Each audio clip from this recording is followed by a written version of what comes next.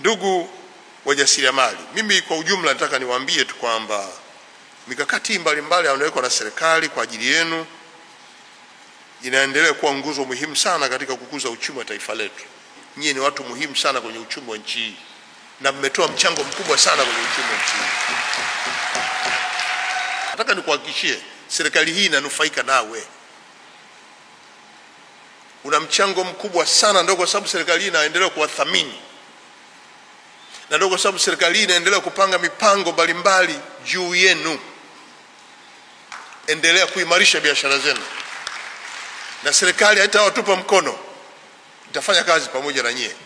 Na viongozi wa chama mliotupa ilani mko hapa.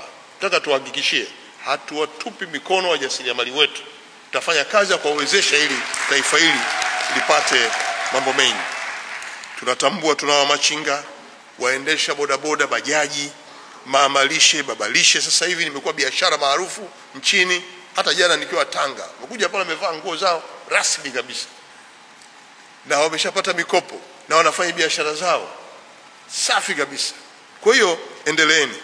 Vijana, wanawake na wenye ulemavu, huu ndio wakati mzuri kwa sababu sera ziko wazi. Sheria zinawapa nafasi nyie kufanya biashara zenu kwenye maeneo yetu. Na wakurugenzi hawa kazi yao ni kuwawezesha nyie waheshimiwa wakuu wa wilaya kusimamia zoezi hili kwa linafanikiwa. Kwa hiyo ukimwona mkuu wa wilaya, kienda kwa mkurugenzi, atakupokea, atakusikiliza, atakuongoza.